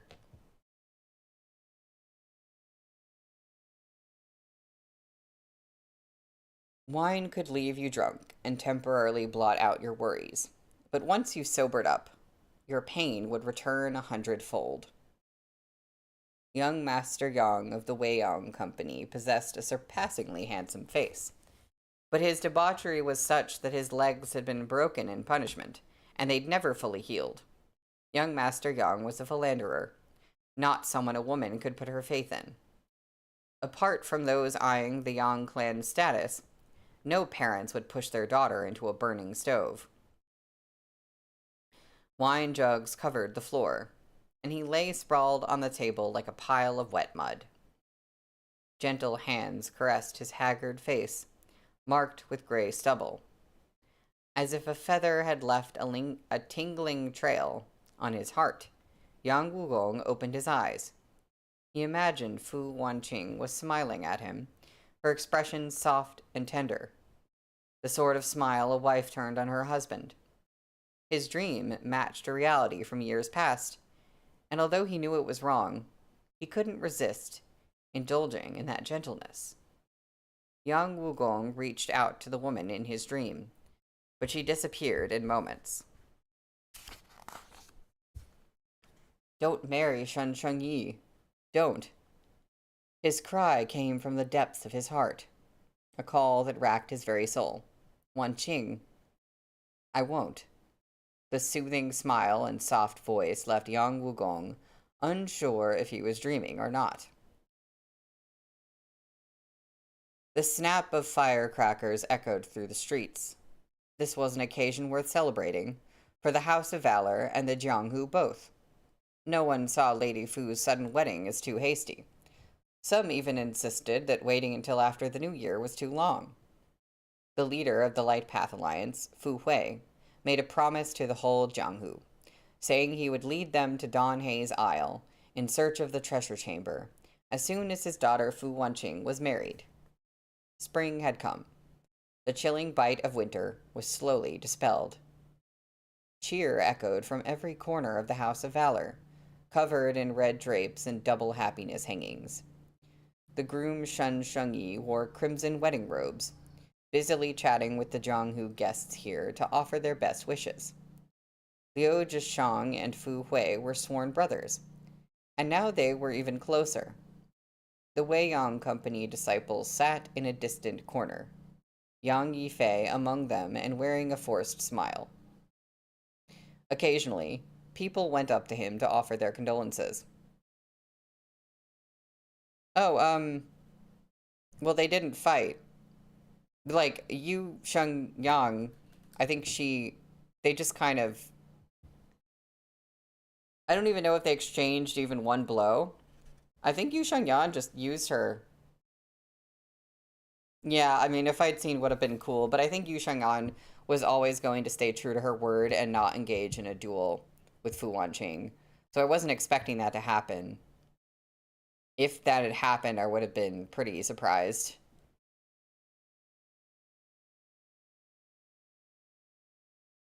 If only things had gone better with young Master Yang.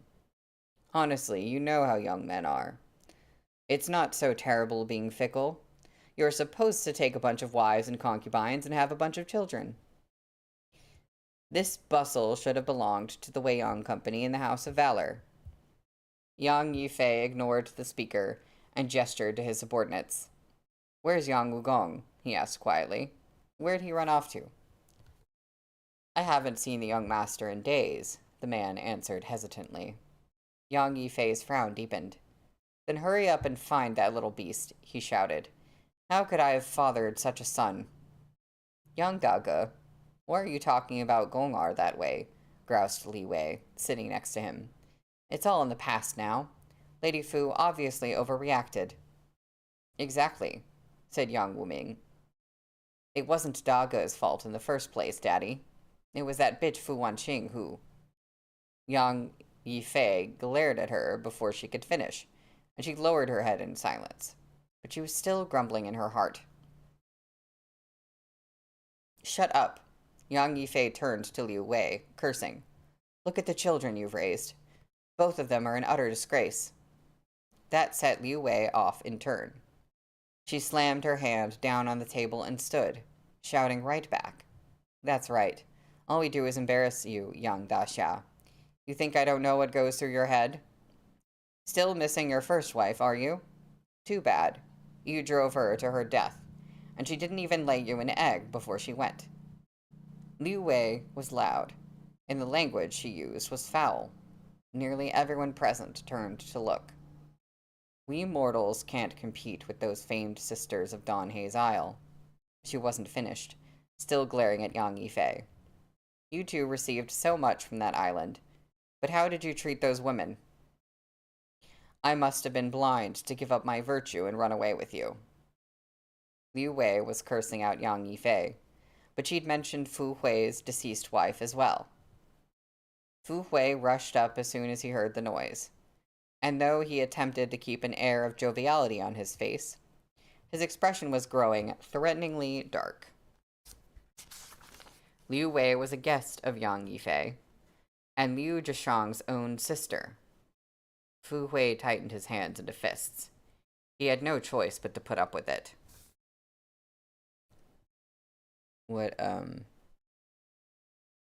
Oh yeah, Myra Batul. Yeah, I'm going back to case file. After this, we have one more volume of QJJ. Then we finish it. Then we go back to being on Ben. And yeah, that'll be in about a month or so. I figured out when we were starting. I forget if it's yeah, it's sometime in September.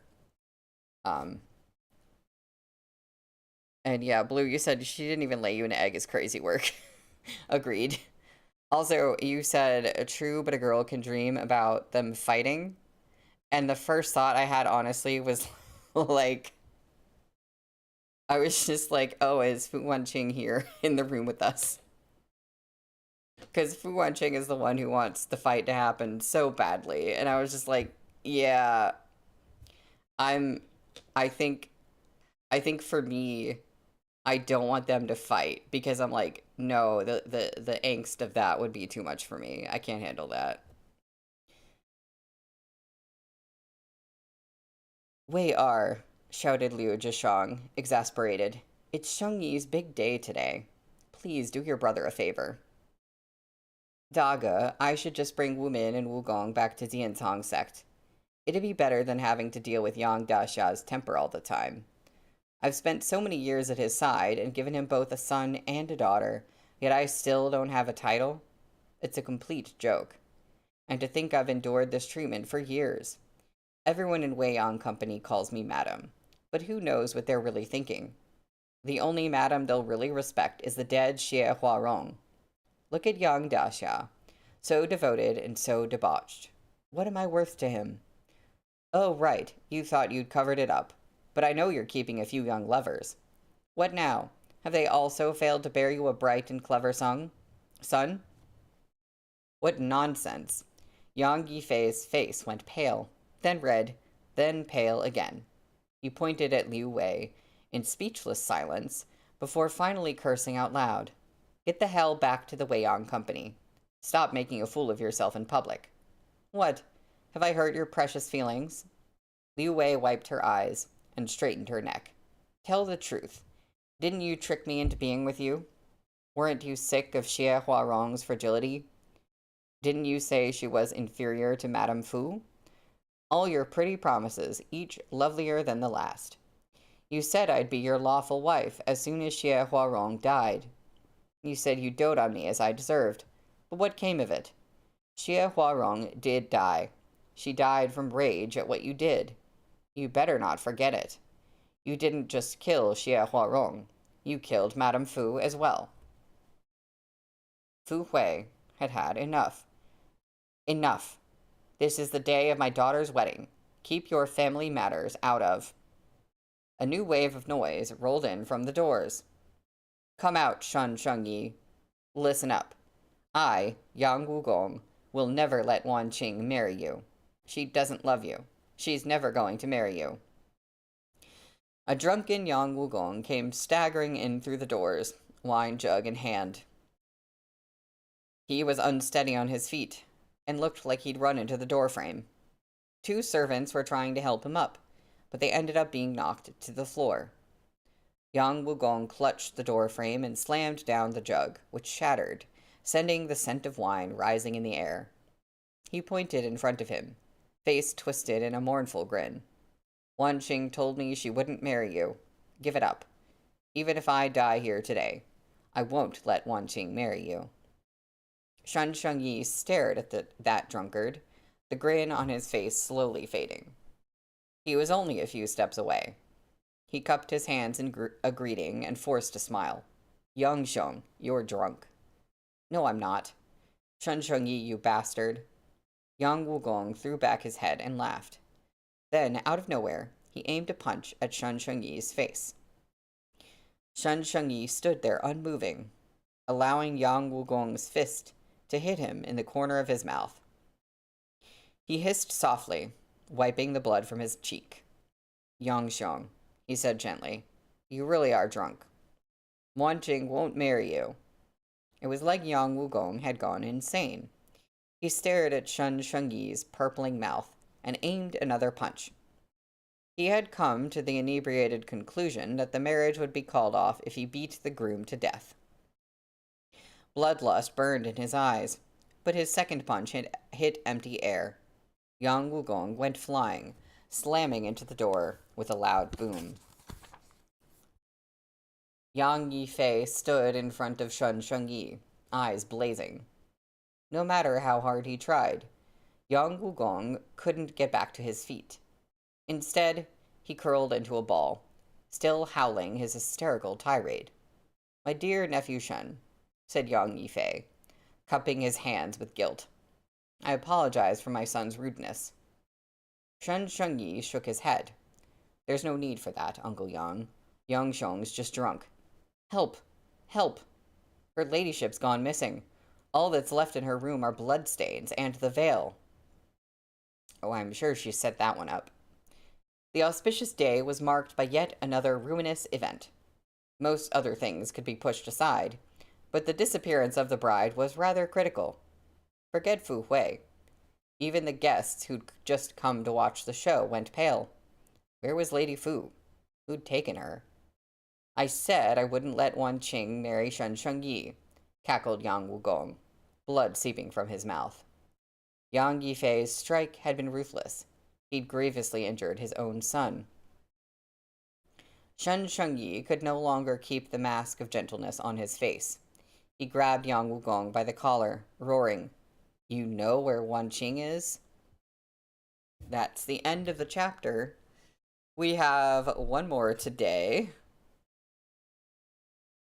We're on page 333 for chapter 46, Heart in Twain.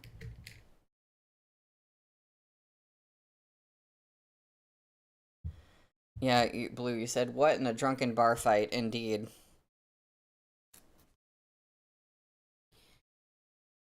Yang Wugong shoved Shen Shengyi's hands aside, mopping at the blood on his mouth. Well, we drink to hands. He laughed, and ignoring the guests, stumbled out the doors to flee. Shen Shengyi, no matter what it takes, I won't let you and Wanqing marry. Ha ha ha. Shen Shengyi's hands tightened into fists. Veins protruded on his forehead. He jolted to his feet, but a sudden hand stopped him. He turned impatiently to meet Liu Zhishang's dark eyes. The fury he felt slowly settled. Yang Wugong was Yang Yifei's son. It was his job to deal with the fallout. Resisting his fury, Yang Yifei made the rounds, apologizing, and sent his subordinates after Yang Wugong. Liu Wei grabbed his hand, but Yang Yifei flung her bodily aside with a loud snort. In an instant, the wedding had become a farce. Fu Hui didn't care about anything else. He sent all his people out to look for Fu Wanqing. The bloodstains meant that either her abductor was very skilled, or he was someone Lady Fu had trusted. The omnipotent Lady Fu, her sword-play thought unparalleled throughout the Zhonghu, had been defeated, and she'd gotten herself kidnapped from her very own house of valor. Fu Hui paced back and forth in the bridal chamber, hung with red drapes. He picked up the red veil, flicking faint white powder from the cloth. Alliance leader Fu. We need to track down that Yang clan brat. Wasn't he saying himself he wouldn't let our Shen Shixiong wed her? One Diantong disciple could no longer hold their tongue. It can't be a coincidence. Yang Wugong causing a fuss here, while Lady Fu went missing. It must have been a diversion. That makes a lot of sense. The House of Valor is crawling with defenses. How could an interloper sneak inside? They'd have to know the place like the back of their hand. Who knows, it could have even been an inside job. I'm old enough to have seen all kinds of soured love turn into mad obsession. Young Master Yang's still young. He probably couldn't bear the humiliation, right?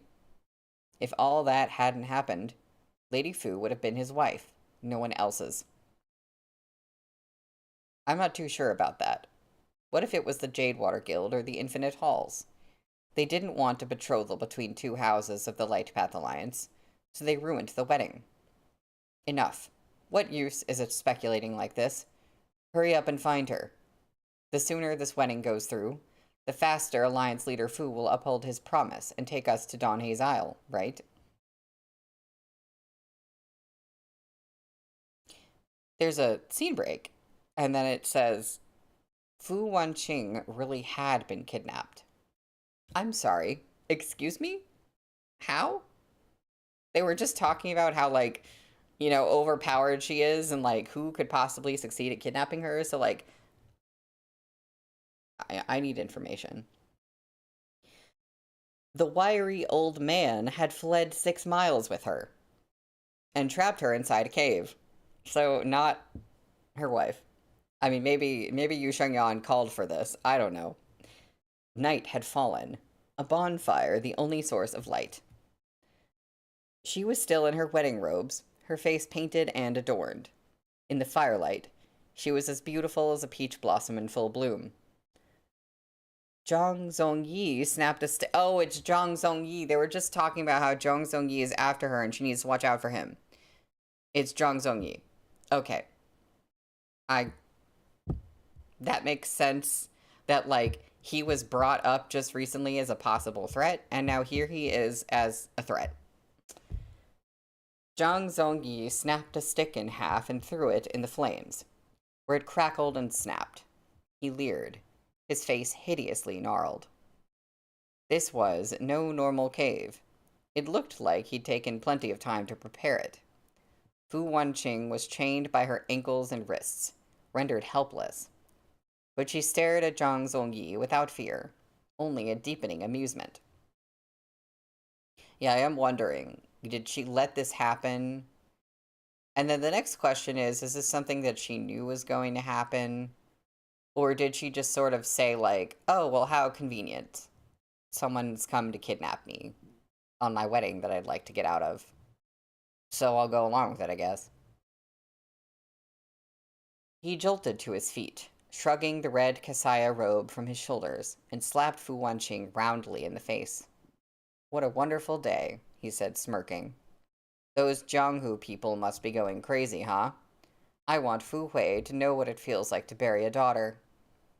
Blooded Blade of the West, the finest fighter in the Western territories? Fu Wanqing cocked her head, giggling. Nothing more than a sore loser. Of course you'd have to resort to these underhanded tricks. Zhang Zongyi threw his head back and cackled. Lady Fu, I follow the unorthodox path. Everything I do is evil. It doesn't matter what methods I use, as long as they get the job done. I thought you of all people would understand this principle, my lady. I landed a hit on you, didn't I? You must have a nasty scar on your shoulder, huh? Let me take a look. Zhang Zongyi's gaze became very sinister. He approached her, leering, and slid his hand from her face to her neck. With a ripping sound, he tore apart her red wedding robes, revealing the brand new inner layer inside. Fu Wanqing's eyes glittered with mirth, so unbothered she could have been a mere spectator to all this. Rage burned ever fiercer in Zhang Zongyi's chest. With a harsh yank, he pulled Fu Wanqing's inner layer aside to reveal the smooth delicacy of her shoulder. This was supposed to be your wedding night. That pretty boy won't get to enjoy it, but that's not a problem. I'll take his place.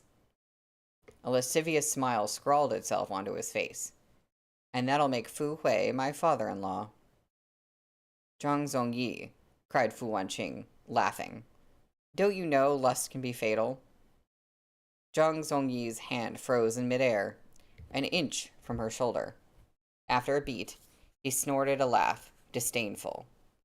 My lady, have you forgotten where you are? You are my captive. Do you think you can fight me? I think you'd better accept reality, Lady Fu. If you please me, I might even let you live. That twisted claw of a hand landed on Fu Wanqing's shoulder. She said nothing, but disgust flashed through her eyes. You're right, she said. I can't save myself, but someone will come to my rescue. Zhang Zongyi laughed again, waiting for Fu Hui to come with reinforcements. By the time he gets here, I'll be his newly minted son-in-law. Zhang Zongyi was very pleased with himself. He had no faith in the Jianghu warriors' capabilities. He expected as little from them as Fu Wanqing did. She kept her head down, letting those filthy, wizened hands crawl all over her shoulders. Her eyes darkened further as she resisted the urge to gag. Those who died on account of their lust numbered too many to count. Zhang Zongyi acted like she was joking, but Fu Wanqing had spoken the truth. The sword glare gleamed brighter than the raging flames. Zhang Zongyi didn't even get a chance to draw the blooded blade he was so proud of. He turned, eyes widened to catch sight of his foe. But then another flash from the sword hit him in the face. He'd never see anything again. The finest fighter of the West collapsed in a pool of blood, without so much as glimpsing his killer's face. Oh, hi, bunnies. Yeah, it's an interesting time for you to join right now. Kind of, but maybe not anymore. I think I know who just showed up. Fu Wanqing was still chained up, her clothes a mess, and her mouth bruised purple. She'd never looked so pathetic before, but the gaiety in her eyes was undiminished. She looked up at that white-clad silhouette, grinning stupidly. You said the unseen sword never leaves its sheath, and you said the unseen sword only cleaves hearts in two. This time, have you come to take revenge for your Shijie? Have you come to kill me?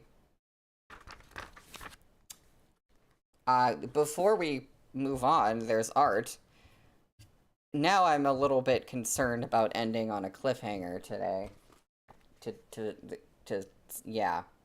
I feel like we're gonna end on a cliffhanger again. Sorry, it's very dark. I mean, it's a dark room, so that makes sense. But it might be a little bit hard to see, like, the details on here.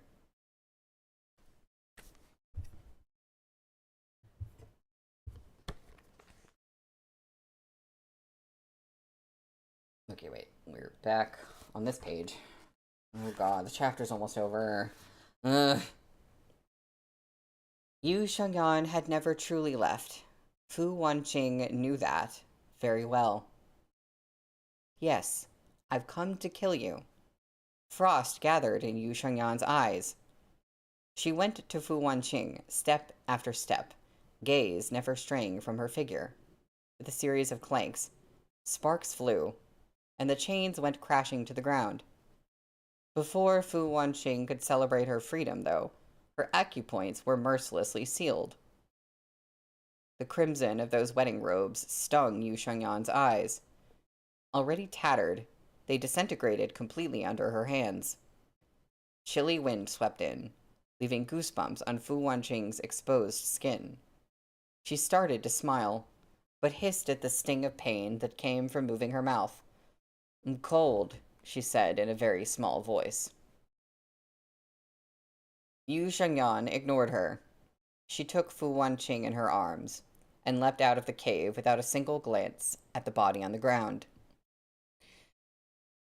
Branches stuck out at odd angles beneath the cold moonlight. Yu Shengyan ran so quickly that all Fu Wanqing could hear was whistling in her ears. With her acupoints sealed, the wind scraped against her face like knives. The cold left her pale as a sheet. Was she angry? Fu Wanqing wondered. At that thought, she forgot all about her displeasure and the cold. She heard rushing water drawing ever nearer. Just as she was about to ask a question, Yu Shengyan came to a stop by the pool. Mist drifted from its surface, the sight enough to send shivers up one's spine. Her acupoints were released. Fu Wanqing took a few steps forward and crouched by the water, cupping some in her palm.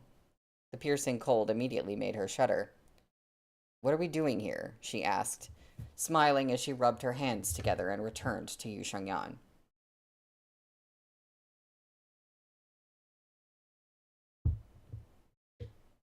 I'm a little concerned. "Get in," commanded Yu Shengyan. She didn't look like she was joking at all. Fu Wanqing blinked, smiling stiffly.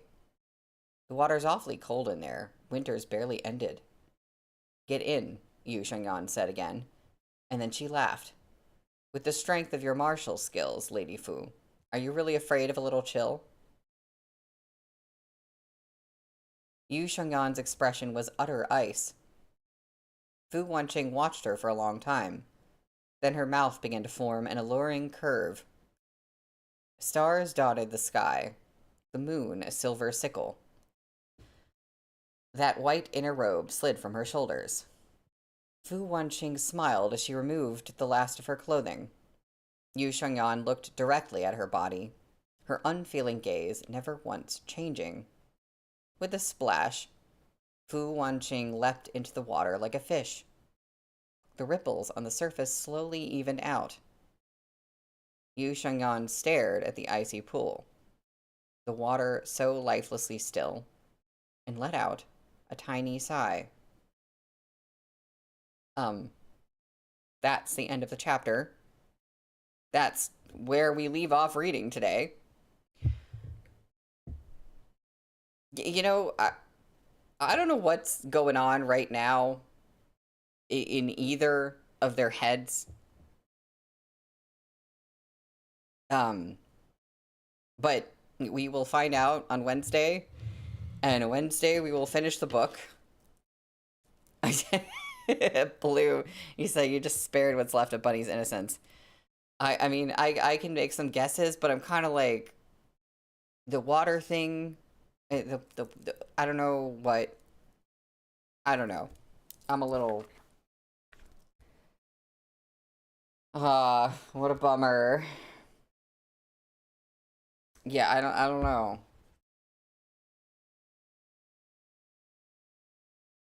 And this is called Heart in Twain, and there was a reference to how Yu Shengyan said that like when she took her sword out, it would be used to like cut a heart in two. So I guess it's a chapter title is like referencing that. Um yeah, love like Arha spared any innocence. Yeah, that's true. Yeah, no, Blue, that's a good point.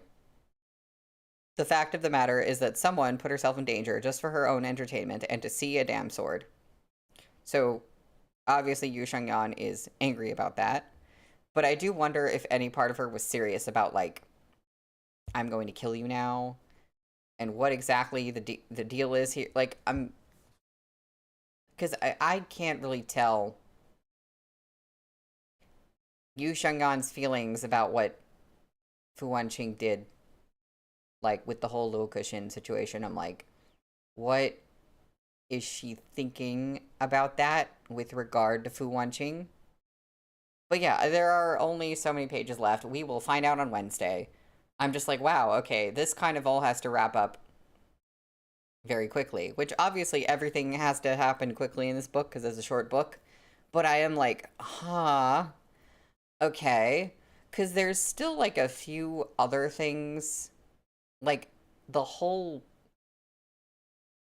There's some other things that definitely need to be explained. Like, for one thing, who actually used the unseen sword and killed that person? Who. Now I forget who it was. Um, yeah, Blue, you said, I do feel like this novel should have been at least 2 to 3 volumes long. I think this could be a really good 2 volume situation. I do think 2 volumes would be enough to kind of like explore everything a little bit more. Like, it could still be short, but this does feel a little bit like whiplashy. Like, okay, what, like, everything is happening so fast. And I think the thing that got me really feeling that way, like most of it, I've been like, okay, this is fine. It's fast, but it's fine. But there's something about the decisions of the main characters.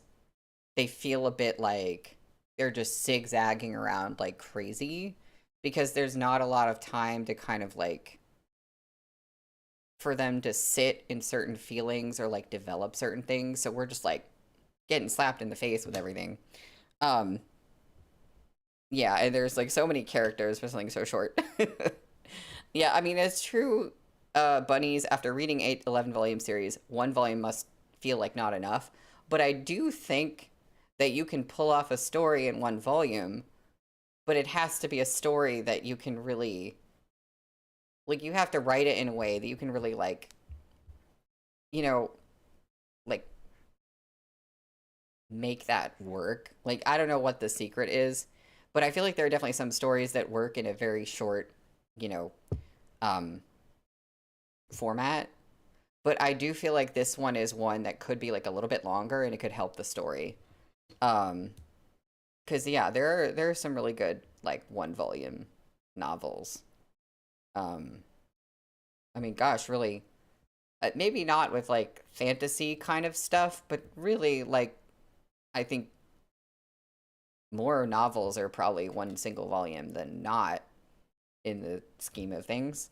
Um, but it is difficult to really pull that off. Um, but yeah, I feel like for the last stream, we're going to get like a lot of like this is what really happened in this situation, and this is what the plan had been, and this is what Fu Wanqing, like, this is what Fu Wanqing was planning all this time. All this stuff that we've been kind of questioning, now it all has to be, like, laid out in a short period of time. Yeah. So, this will be interesting. Oh, bye, bunnies. Yeah, so I'm so curious how this is going to go. And like I guess I have some ideas, but really I don't know. I don't really have a strong theory as to like how this volume is going to end and how everything is going to get settled. Um Also, I did have a thought, which was maybe this is something that happened earlier in the books and I just can't remember. But I'm really curious, like, when exactly does this cover art moment happen in the book? I'm trying to remember if there was actually a moment. Like, was there already a moment that Fu Wanqing was like, come on, fight me, and, like, actually, like, you know, shoved her sword in front of her, and Yu Sheng'an was like, nah, sorry. Because I can't remember if she's actually done that or if she's just, you know, talked about them dueling. Where is my window? Didn't they it was when, oh, yeah, Blue, you said I think it was when they met. Didn't they fight for a bit then? They probably did. I'm probably just forgetting. They probably did. Yeah, if you hear rumbling, that is the garage door opener. So, yeah, I don't know. Yeah, like you said, elopement. I'm just like, I definitely see that happening. I just don't know how we get to that point. But I feel like we're going to have a very eventful and interesting Wednesday. Um, you know, the other thought that I was having this stream is like, okay, sometimes Fu Wanqing is like a really frustrating character. I'm just like, girl, what are you doing? I feel like I can accept a lot more of what Yu Shengyan does. Other than leaving without saying anything, that was like, what are you doing? But like everything else, I'm just like, yeah, I get you. Fu Wanqing, I know your backstory and why you are the way you are, but like, what are you doing? So it's she, yeah, I mean, she's very much the way that she is. But yeah, yeah, Blue, you said I kind of get the leaving without saying anything bit too. I can understand it in Yu Shengyan's perspective. I think it was a bad idea, but I can see how it's like, well, you're doomed if you do and you're doomed if you don't. So like what could she really do? So I get that. Yeah. I will be very curious to see how this ends. So on Wednesday we're finishing this book. Then, I have not looked at the poll results in a little while, but I did a poll to see if people want me to do a book chat stream next Monday, or just skip Monday, and then we'll start QJJ 8 on Wednesday. I believe everybody said, yes, do a book chat stream. So, as far as I know, that's what's happening on Monday. We'll just have a book chat stream. We can talk about the end of this book. We can talk about what we think is ahead in QJJ. We can talk about case file things. Like, we could talk about, like, whatever, anything that we've read. Just general book chat. That'll be Monday. And then I should, if everything goes well, I should have book 8 of QJJ in my hands by next Wednesday. And even if I don't have it in my hands, I will get the ebook. So we'll all be able to read it. So yeah, so many things are wrapping up. Like, we're about to finish this, and then before we know it, we're gonna be finishing QJJ. I'm just like, oh my god, things are ending. But yeah, thank you for coming to the stream today, and I will see y'all on Wednesday.